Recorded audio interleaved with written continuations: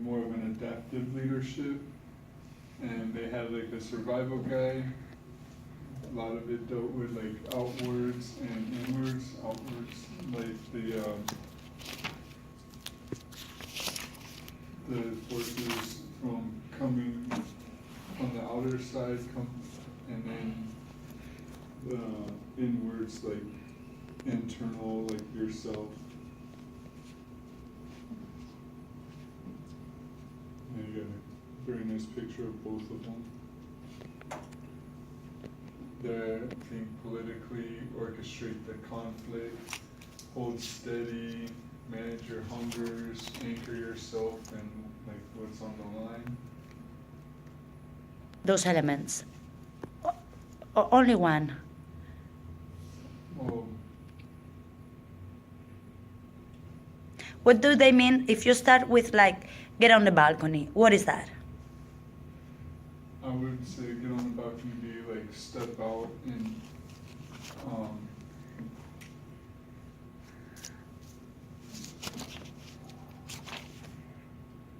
You can help him, guys. What do you think that means? That start with getting on the balcony.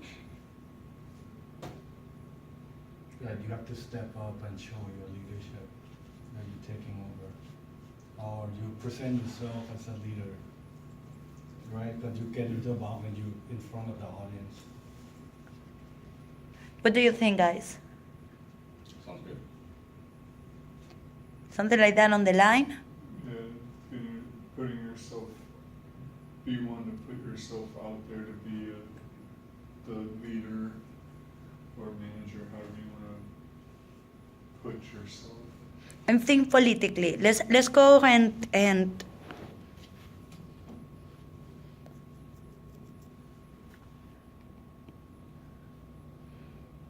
so we want to be maybe politically correct. Yeah. We are the leader, and we know who. It's like before with the example that we were given with Marinetti and Suncoast as well. Okay, who are the managers here? Who are the leaders? And how I'm going to approach to them in an effective manner, so they are on my board, on my boat. So they not only acknowledge but believe my mission and my vision. All right. As a leader, you want to, as they're saying, get on the balcony, express what is the mission and the vision of the company, you as a leader.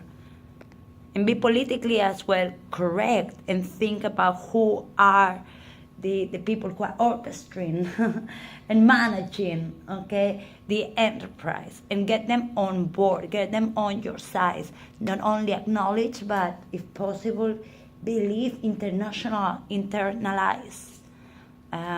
those beliefs, okay, your mission, your vision. For instance, that's what I'm, inferring from here. Okay, very good. Next one. Entrance and competitive rivalry.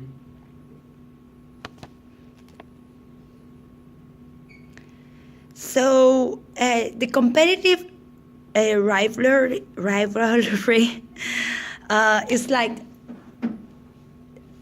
the competition that is already there, the existing. Is another way of saying what is the existing competition, right? Yeah. Okay, so can we explain one? Choose one. I'm going to give you like the chance of choose one to explain to us. The threat of new entrants, that's new competition coming into the company that you that specific niche that you have.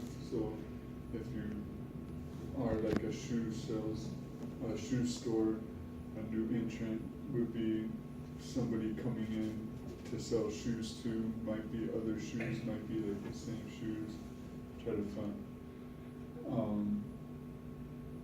Okay, very good. So basically, when we see about the 5 forces of Porter, if we have to go into the SWOT analysis, that would be part of like the external, right? External factors, external risk. What is going to be like a risk or a challenge for us? So that could be very good example of the shoes, and that's the difference with the substitutes. What could be a substitute? Imagine we're talking about clothing and trousers. So I'm selling trousers. A new entrant would be another company that sells trousers. But cheaper. Maybe cheaper, maybe, okay, they have another niche, or maybe it's the same niche. What could be a substitute of pants, as you say in America, You trousers? can say that, well, shorts or sweatpants, or Maybe you're we- talking about like a substitute- like dresses, like for Oh. women, the dresses would be like a substitute. Or a substitute could be, yes, maybe shorts that before were not seen, or maybe jeans. Then, yeah. Denim, that was a totally like kind of a substitute. It was similar, but it was something new. It's the example of that you put, guys, of a taxi. All right, I'm a taxi. I'm a company of taxis, like the what is like the most famous one? Lyft and Uber. No, taxi, Cab, Charlie. cab. Yeah. 422. 4222. I remember that one. Like the 4222, correct. Okay, so eco taxi is kind of newer, okay, than the other locals, but that could be an example of a new entrant, a thread, where you can put your music if you want, and there is like more environmentally friendly, etc. But the supply, the substitute could be what you are saying. Say that again. Uber and Lyft. Uber and Lyft would be the substitute. Very good. Okay. Bus. Okay, let's go into the financial risk assessment. What is that? So for the financial risk assessment, you have the conflict, cultural conflict, that's what all the hands are. I know it doesn't have the three that you use. But you have the cultural conflict, the hotel, or what is it? I forget what. Yeah, well, that could be a good case of sand coast is a. You have employee issues, because sometimes when you are acquiring a new company, if you decide to keep those same employees, so you may run into issues with them because they had certain ways they've already been working. They pretty much on like a set kind of schedule that they kind of do. So when you change things up, they might not like doing it that way. And then the company, the merging company, the company that's buying may lose clarity and focus on their goals and objectives that they are obtaining. Okay, so now you're talking about like that could be like the internal. Are we talking about internal factors that we need to take into account more than external issues? What you are covering right now, financial risks on the internal side of the company. Very good. Did you mention anything of the external?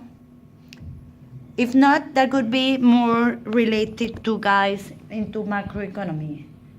All right. So let's think about inflation. Okay, or the intervention of I don't know, the government, maybe, right? So we gotta take into account, correct. It's very important not to overlook and check a financial risk assessment internally, what is going on the company, okay? If we have any type of account deficits, or what you were saying as well, what is the compensation of our workers, it's updated, the system or not, etc. Okay, so very well mentioned, but it is as well important to take into account those external factors, and that may include as well certain trends, right? Trends, new technical, sociological trends, if we are thinking as well, you know, the incorporation of Lyft, okay, that's a trend, we need apps, right? Okay, very good. Yeah, can work with and within your current cultural situations can focus on a few critical few behaviors. Demonstrate impact quickly. Don't let the formal leaders off the hook. What do they mean with number 4? Deploy your authentic informal leaders versus the formal leaders. What do they mean?